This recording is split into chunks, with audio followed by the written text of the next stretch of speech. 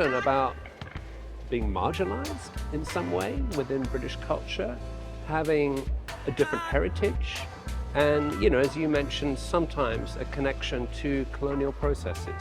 And that is because she is trying to fill the spaces that have been overlooked, and to fill, art history and fill museums with the bodies that they have been overlooking for years. Welcome to Asian Culture Vulture. I'm Suman Bhuchar and I'm here today at the Tate Britain.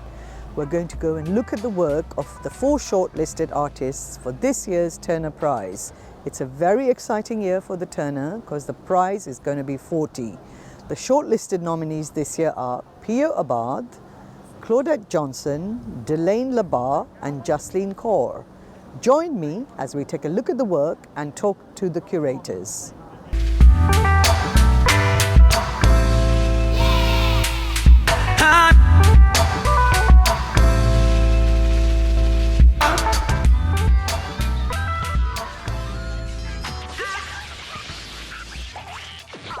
So this is this amazing wall which lists all the artists who have been shortlisted for the Turner Prize, and it's a kind of a homage wall for the 40th year.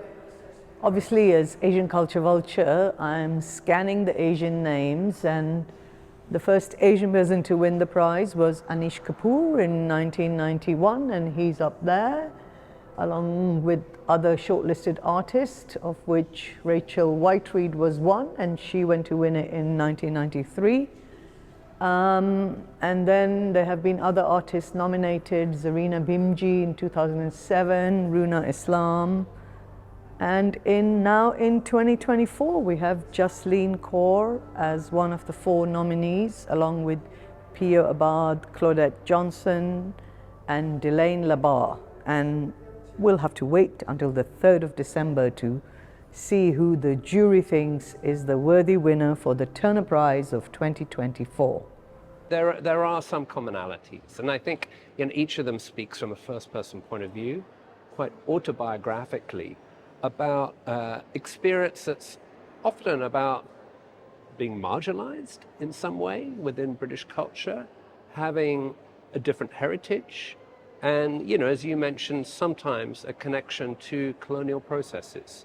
I would say all done from a first-person point of view, as people who've lived this and thought about it through their artistic practice. Jasleen's an artist who was born in Glasgow, and she studied in Glasgow and then in London, and that relationship to the city of Glasgow is really important in this show. So she was nominated for an exhibition called Alter Alter, which was held at Tramway in Glasgow, which is a few streets from where she grew up in the south side of Glasgow. So you'll see lots of Scottish references. So we have Iron Brew up here, and flyers relating to Scottish political labour movements.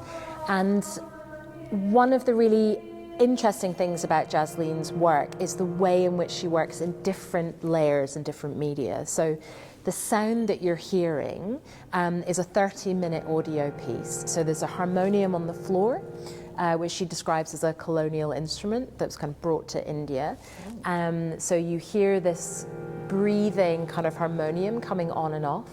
And then about to kind of explode above us is a piece called Yearnings, which is a kind of improvised singing done by Jasleen, and it's part of her singing practice. So she practices traditional Sufi vocal performances, and she talks about that as being, or her relationship to singing as being not just spiritual but also anti-imperialist, so about holding a tradition and about maintaining that within her community. So the whole piece is kind of tied up together. We then go into this beautiful piece with the hands and the chimes, which rests on the carpet, which you're quite right, you're very welcome to sit on, to lie on. And when you do that, you're looking at a sky. So this suspended ceiling is printed with the sky in Glasgow in a place called Pollock Park. And the sky is then littered, it's a word that Jasleen uses, with the kind of detritus of life, or moments of life. So there are found objects like the pound notes, the bottles of Iron Brew, a jigsaw that's her child's, and also things she's made. So there's a tracksuit that she made and a scarf. And each of these objects, which are detailed behind on the wall so people can try and find their way, they give you a snippet, they give you a kind of clue into Jasleen's life, but they don't tell the whole story.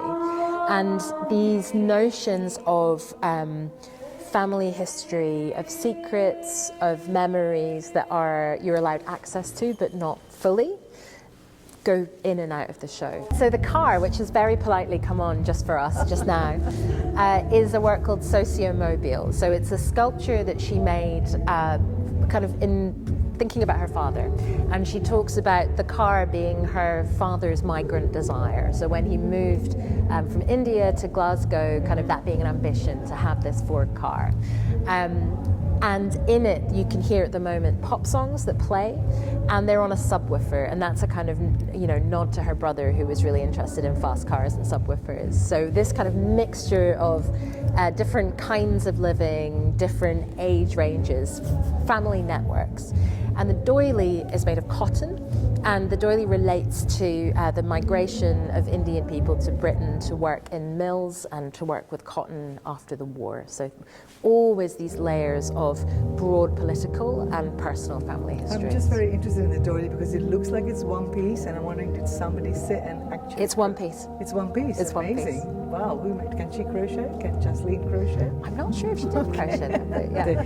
Yes, tell us a bit about this piece of work, Kiss the Hand You Cannot Bite. Intriguing title, isn't A it? very intriguing title. So this is a sculpture made by Pio and made in collaboration with his wife Frances Wadsworth Jones, who is a jewellery maker.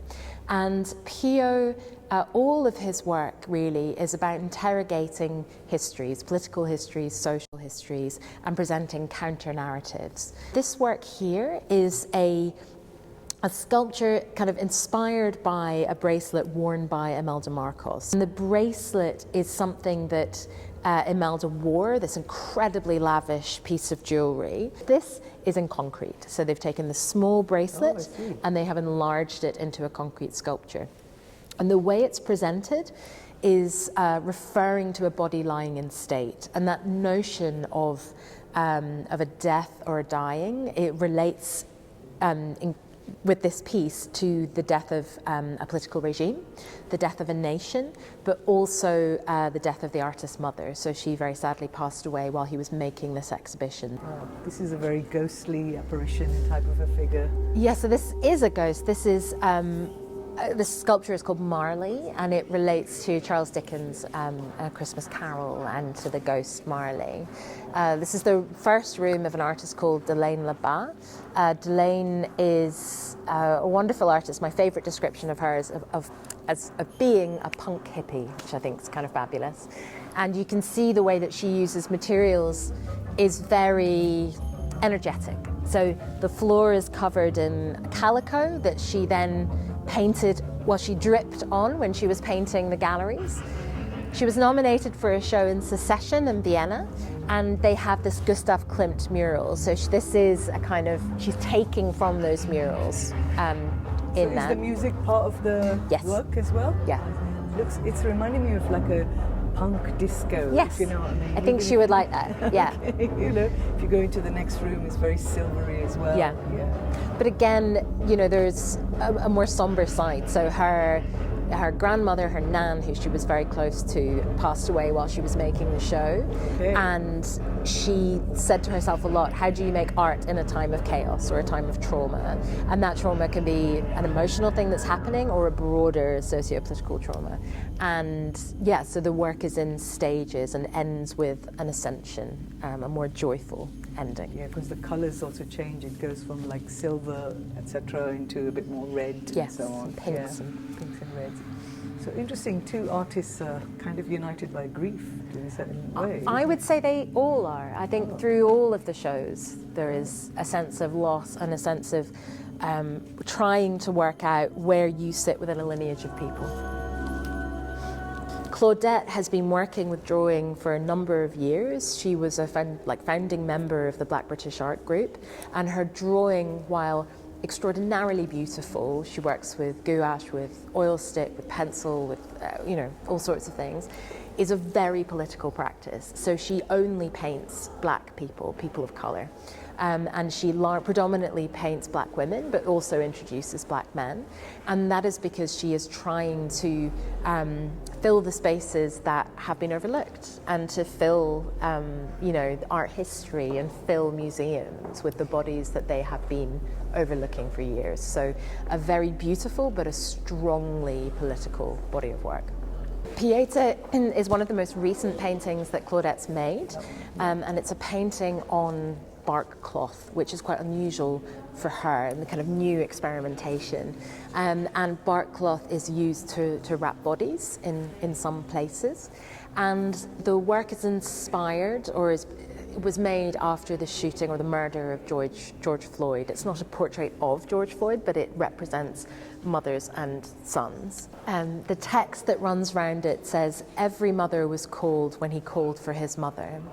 And that's something that Claudette read on Instagram and that she wanted to integrate into this work. So she is, of course, thinking about the histories of racist violence against people of colour, of state violence, of police violence, and of the impact that those things have on people and on communities.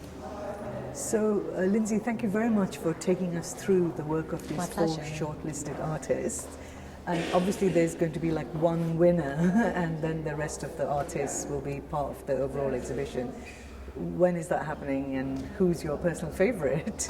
I'm not allowed favourites. Okay. I wouldn't dare. I have to treat everyone the same way.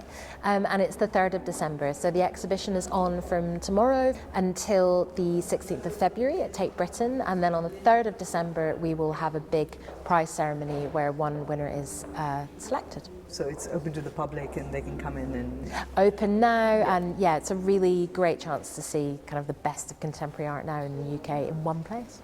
Okay, lovely. Thank you very much for talking to Asian Thank Culture you. Vulture. Pleasure. We look forward to hearing the outcome of all this.